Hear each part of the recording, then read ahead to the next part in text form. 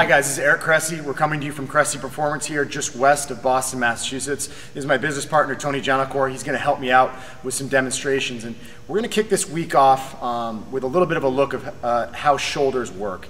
And the thing you want to appreciate about this entire week of videos that we're going to bring to you is that we're really going to try to illustrate how each body is unique. How certain people move one way, other people may move a little bit differently, and that needs to be reflected in how you assess and how you program for yourself in your strength conditioning program. So we're going to start off with a little bit of a look at the shoulders today. And I think Tony's a really good example. We're actually going to look at him from the back here.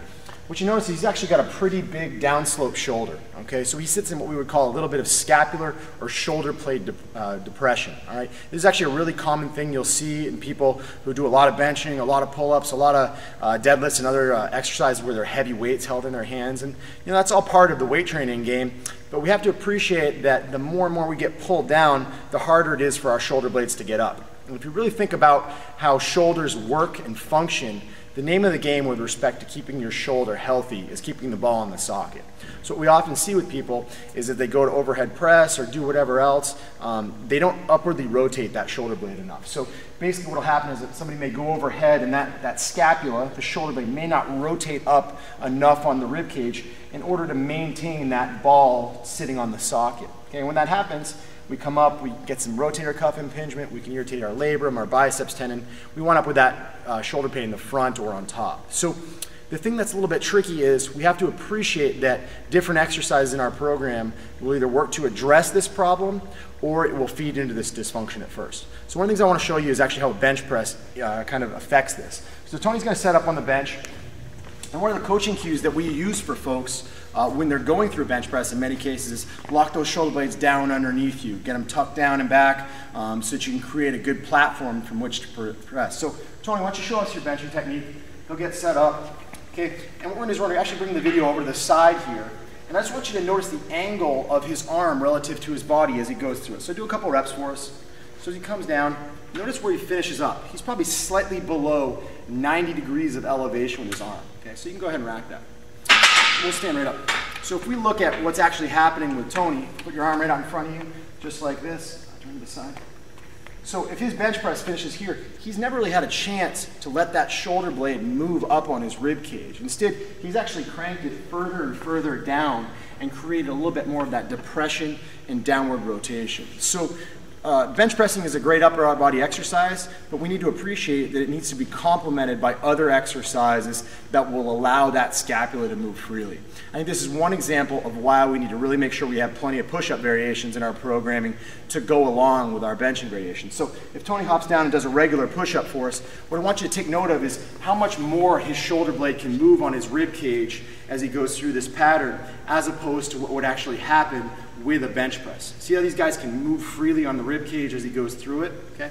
We can progress that a little bit more and do what's called a yoga push-up. So if he goes into a yoga push-up, it's the exact same thing as the regular one, but as he gets to the top, he's actually going to push himself away from the ground and get more elevation of his arms, which makes those shoulder blades move a little bit more. So whether you include an exercise like this in your warm-up or in your actual training program, it's a great opportunity to teach your shoulders how to move effectively. Okay? If we want to progress it, we literally just take a step over here and throw Tony's feet up on a box. Okay? We do a feet elevated push-up. It actually changes some of the muscular recruitment on our shoulder girdle and can in fact make things work a little bit easier. So if we go up and do this push-up, notice where Tony gets to in the top position if he maintains a good neutral core position. So he's down and he's up. Notice how there's more shoulder flexion taking place. There's more movement of that scapula on the rib cage. So it's a great option for kind of progressing things. Building on that a little bit more, we're actually going to look at some overhead pressing. And one of the things that I think is really interesting, if you look at some of the best bench pressers out there are a lot of guys who have said, hey, my bench press went through the roof the second I started doing more and more overhead pressing. So obviously not everybody can do that overhead pressing because they may have a history of shoulder pain or poor movements, but I think one of the reasons that happens is we take people who have been conditioned to do all their pressing with their shoulder blades stuck down and back, and instead we have allowed that scapula to move freely, and we've kind of given them some variety in their training program to create that stimulus. So we do a kettlebell overhead press here.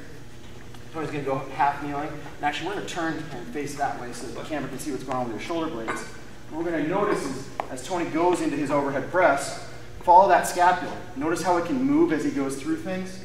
Great thing about this exercise too, you get some rotary stability. So he's resisting the effect of the kettlebell to tip him to the side. As he presses overhead, he's also fighting that arch in his low back, so he's getting some good anterior core function.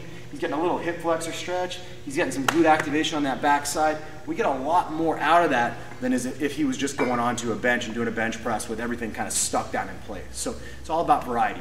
Okay? One last option that we really like to use with people is what's called the landmine press.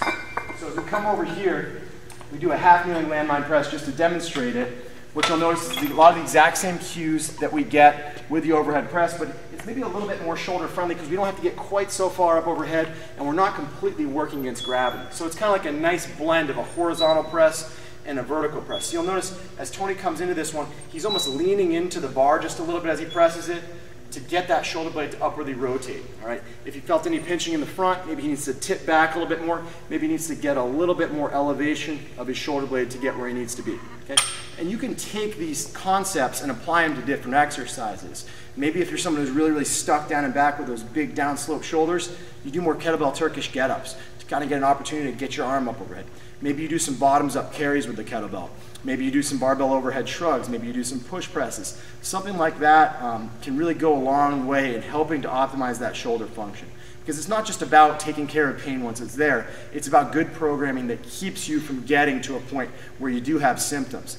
Beyond that, I think you're going to find that integrating a lot of these exercises give you some great exercise variations that'll keep training fun and interesting. So give them a shot and let me know how you think of them.